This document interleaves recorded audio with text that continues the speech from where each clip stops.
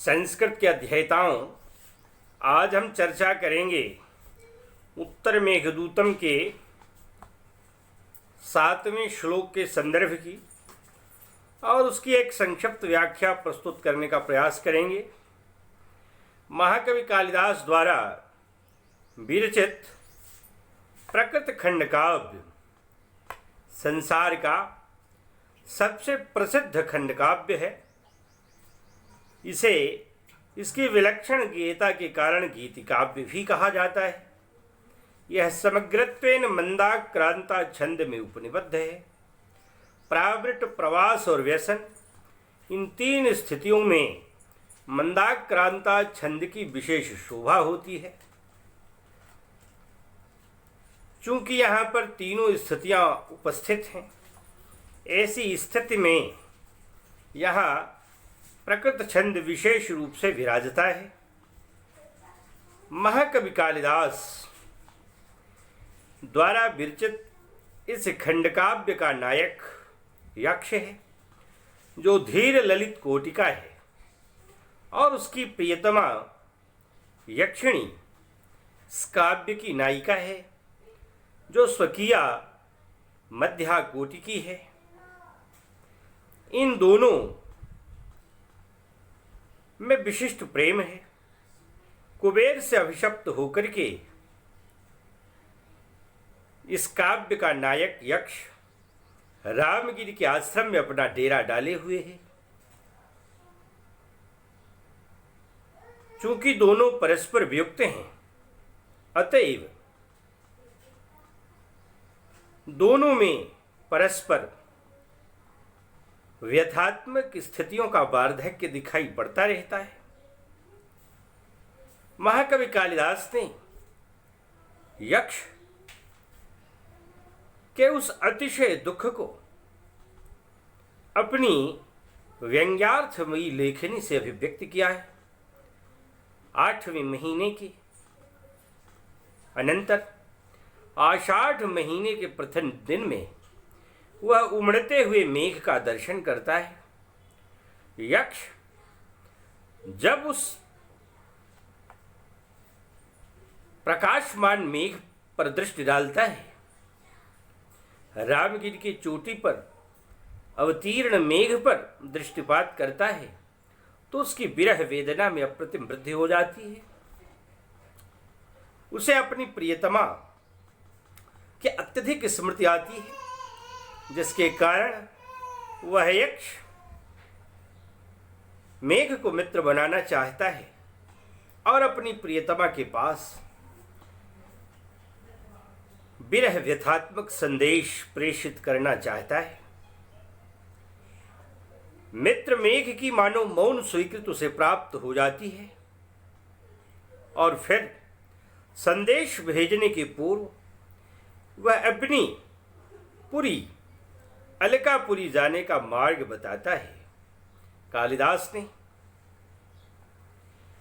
अपनी रससिद्ध चातुरी के द्वारा पूर्व मेघ में उन विभिन्न स्थानों का अवतरण किया है, जिनसे हो करके मेघ को अलकापुरी पहुंचना है। उत्तर मेघ में यक्ष के माध्यम से महाकवि कालिदास मेघ को मानो अलकापुरी पहुंचा देते हैं, और फिर वहाँ की वैविध्यमयी सुषमा का अवलोकन कराते हैं।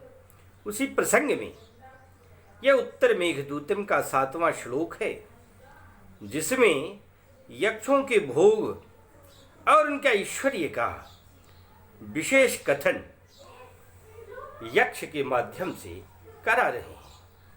श्लोक है, नीवी बंधो स्वसित शिथिलम यत्र बिंबाधराणाम क्षौमं रागादनिवृत करे स्वाक्षिपत्सु प्रियेषु अर्चे स्तुंगा नभिमुखमपि प्राप्य रत्न प्रदीपान ह्रीमूढ़ानां भवति विफल प्रेरणा चूर्ण मुष्टि। यक्ष मित्र मेघ से कह रहा है कि हे मित्र, यत्र जिस अलकापुरी में पूर्ववत प्रसंग है, यद शब्द से तल प्रत्यय लगा, यत्र बना, यत्र अलकायाम जिस अलकापुरी में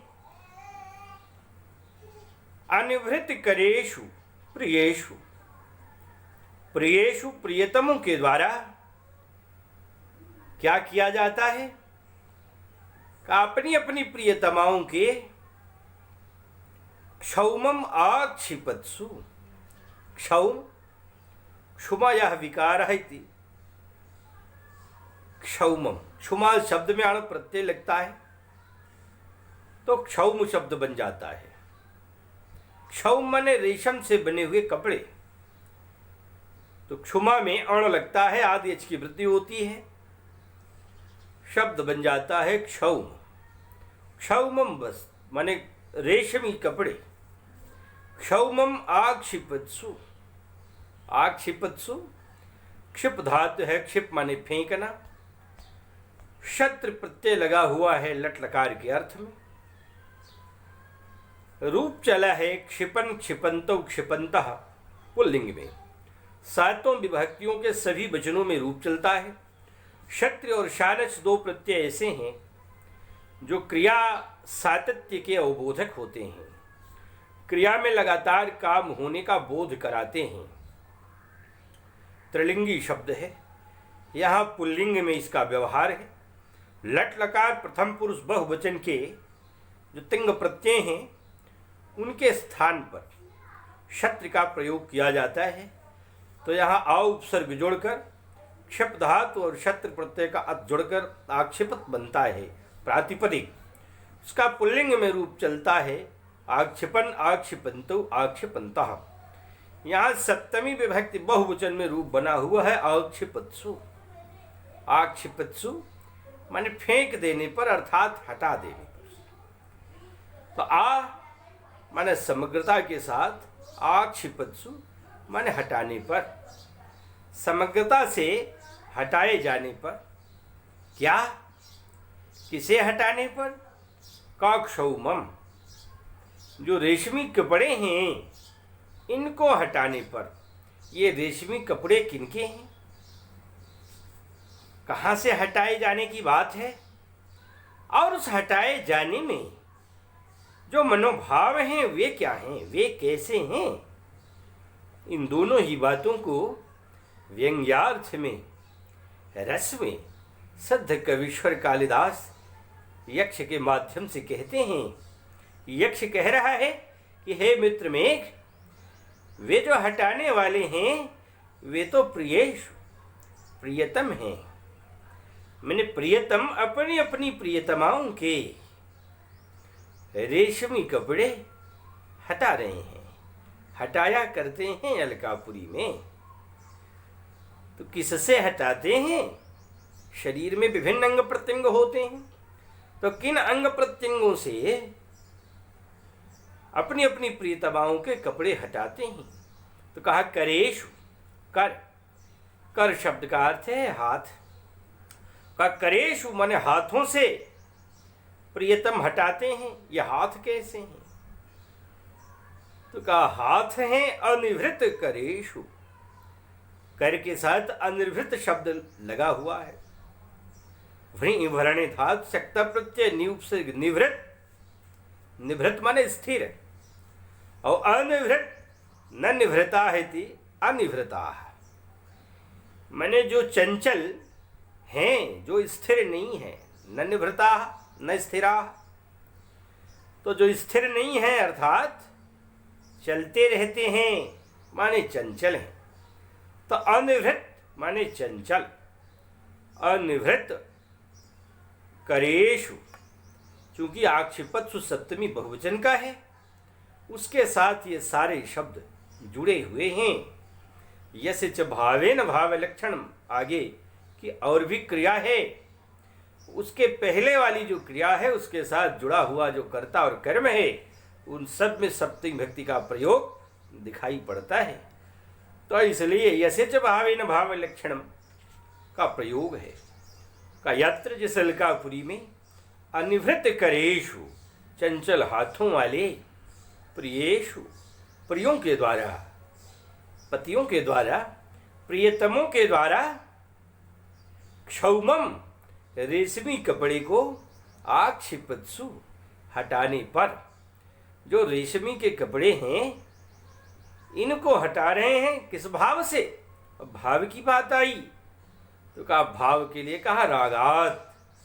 रंज धातोर घई प्रत्यय संयोगे कृते संस्कृत भाषायाम राग इति शब्द पुल्लिंगत्वेनेव निष्पद्यते। ये शब्द घई प्रत्ययांत शब्द हमेशा पुल्लिंग में होते हैं, तो इसलिए रंज से घई लगा और चोहुकुहु सूत्र के द्वारा चुत्त को कुत्व हो गया। तो इसलिए जहाँ रंज में ज था चवर्ग का तीसरा वर्ण, उसके जगह पर कवर्ग का तीसरा वर्ण ग हो गया, बन गया रागः। रागः रंज मने रंगना, मने मन से जिसे रंग दे, तो इसलिए विशेष रूप से प्रेम या भाव, तो इसलिए विशेष प्रेम के द्वारा आक्षिपत्सु हटाने पर प्रियतम अपनी अपनी प्रियतमाओं के जो वस्त्र हैं, कपड़े हैं, क्षौमम रेशमी, उनको बड़े प्रेम से हटा रहे हैं। वे रेशमी कपड़े कहाँ के हैं हटा रहे हैं? क्योंकि शरीर में मुख्य रूप से तो दो कपड़े होते ही हैं, एक ऊपर ऊर्ध्व वस्त्र और दूसरा नीचे अधोवस्त्र।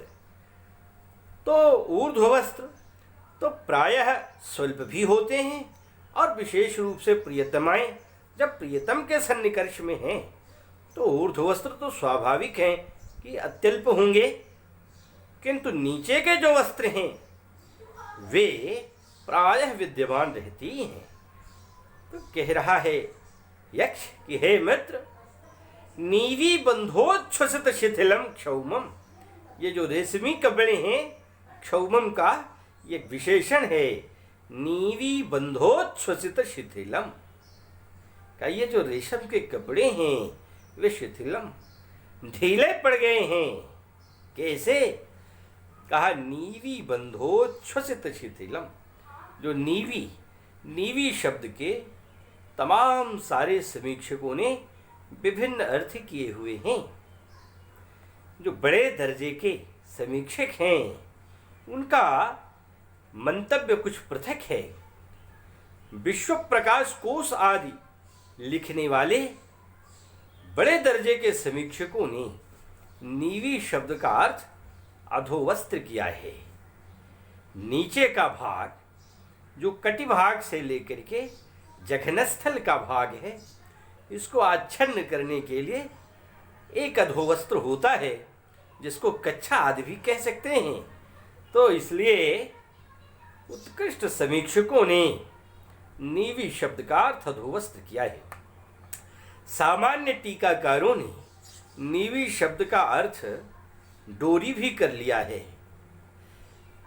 तो इसलिए नीवी बंध, बंध माने भी बांधने वाली डोरी, और नीवी माने भी बंधन में डोरी। तो इसलिए अर्थ कम सटीक भी बैठता है, जिसके कारण नीवी शब्द का अर्थ बजाय डोरी के अधोवस्त्र लिया जाना अधिक प्रासंगिक ठहरता है। नीवी माने अधोवस्त्र की का जो बंध माने बंधन है, अधोवस्त्र को बांधने वाली जो डोरी है उसके उच्छ्वसित माने जरा सा ढीली करने पर, क्योंकि जब भाव है तो पूरा ढीला हुआ या नहीं हुआ, जरा सा भी ढीला हुआ तो अपने आप वस्त्र सरकने लगता है।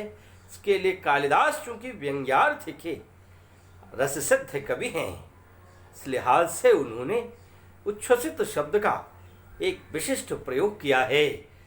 तो इसलिए एक विशिष्ट ध्वनि प्रस्तुत की है का नीवी बंधोच्छ्वसित शिथिलम।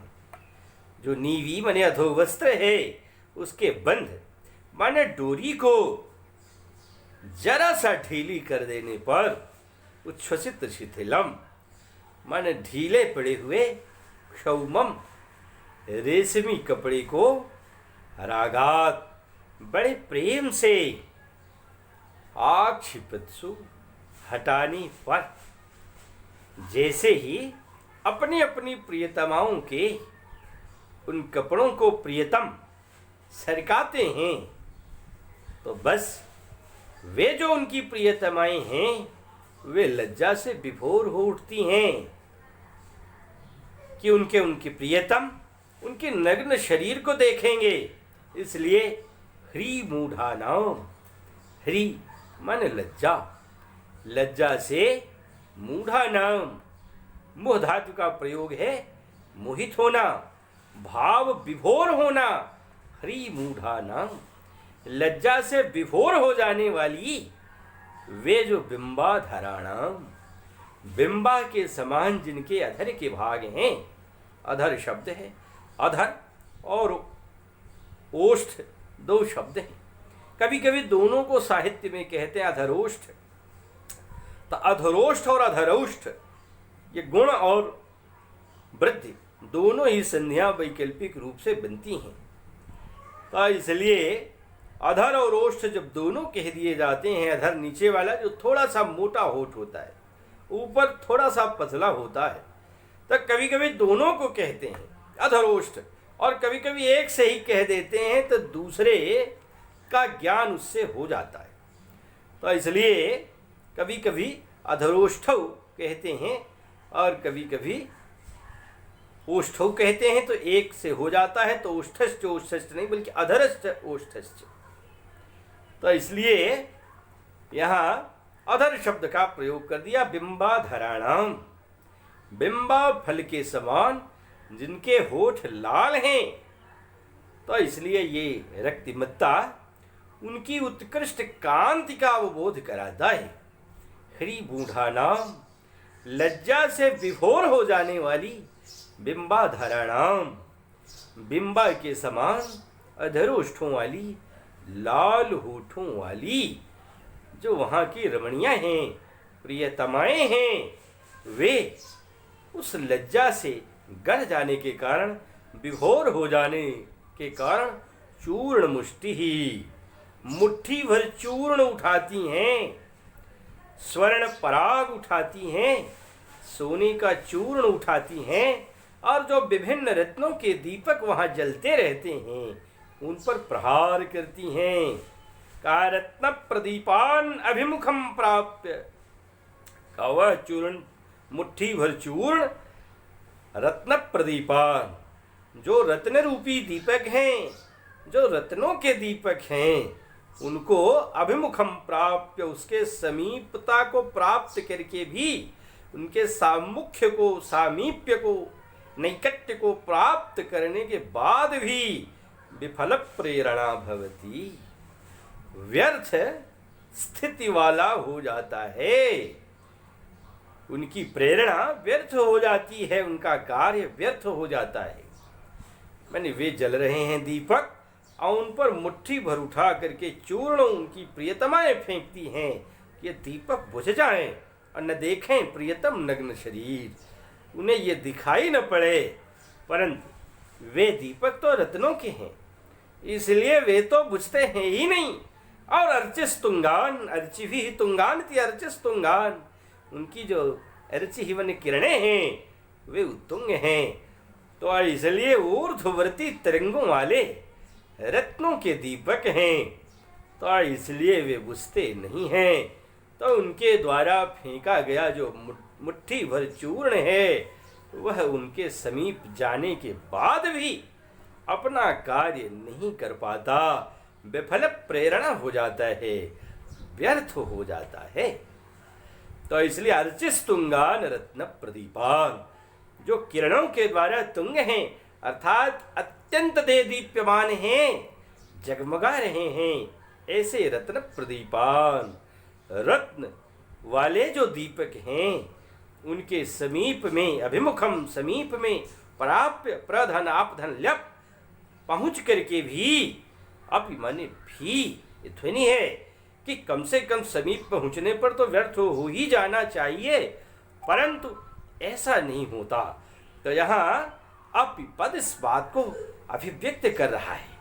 तो कहा उसके बाद भी विफल प्रेरणा भवती, उनका प्रयास व्यर्थ हो जाता है, निरर्थक हो जाता है, अपने प्रयास में वे सफल नहीं हो पाते।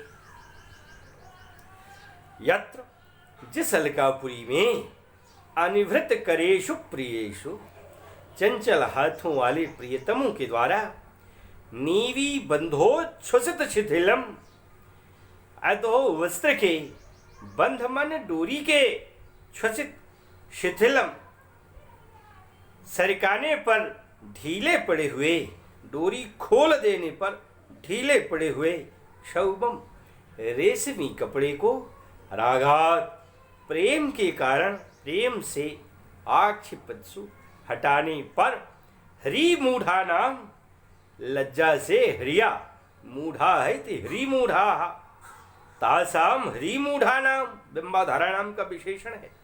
का लज्जा से विभोर हो जाने वाली बिंबाधारा नाम, कहीं कहीं इसके स्थान पर यक्षांगना नाम शब्द भी आया है, पाठांतर है। तो यक्षांगनाओं के या बिंबाधारा नाम, बिंबा फल के समान लाल होठों वाली जो वहाँ की रमणियाँ हैं, उनका चूर्ण मुष्टि ही, उनके द्वारा चूर्ण मुष्टि ही माने मुट्ठी भर चूर्ण, शरण आदि का पराग, कुमकुम आदि जो चूर्ण हैं उनको अर्चस्तुंगान, अत्यंत दे दीप्यमान, रत्नम रत्न प्रदीपान, प्रदीपः प्रदीपो प्रकृष्टो दीपः प्रदीपः, द्वितीय विभक्ति बहुवचन रत्न प्रदीपान, उसका विशेषण है अर्चस्तुंगान।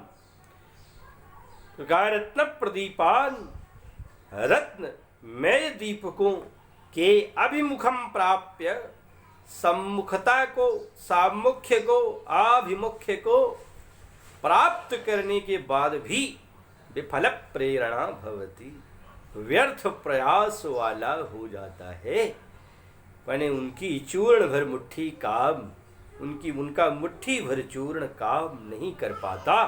सामान्य दीपक होता तो बुझ जाता, परंतु यह तो विशिष्ट दीपक है, रजस तुंग है, तो इसलिए सामान्य नहीं है, लिहाजा वह नहीं बुझता।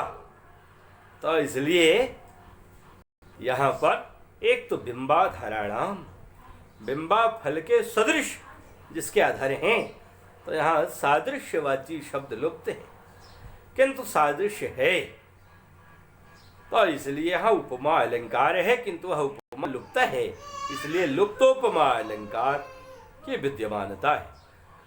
यहाँ मुट्ठी भर चूर्ण जब दीपक के पास जाता है तो अपना कार्य पूर्ण कर लेता है, इसलिए यहाँ उसे पूर्ण करने का, दीपकों को बुझा देने का कारण तो मौजूद है, परंतु फिर भी कार्य नहीं हो रहा है। तो जब कारण के होने पर भी कार्य नहीं होता है तो वहाँ एक अलंकार बनता है जिसका नाम है विशेषोक्ति अलंकार। विशेषोक्तिरखंडेषु कारणेषु फलावचः, सभी कारणों के होने पर भी जब कार्य का होना नहीं देखा जाता तो वहाँ विशेषोक्ति नामक अलंकार बनता है। इसी तरह का एक अलंकार विभावना भी होता है जो इसका ठीक उल्टा होता है। विभावना बिना हेतुम कार्योत्पत्ति यदुच्यते, जहाँ पर कारण नहीं है फिर भी कार्य हो रहा है वह विभावना है, और विशेषोक्त जहाँ कारणों के होने पर भी कार्य का होना नहीं देखा जाता। तो इस प्रकार से इस पद्य में उपमा जो लुप्ता प्रकृति वाली है वह, और दूसरा विशेषोक्त, इन दो अलंकारों की विद्यमानता दिखाई पड़ती है। इति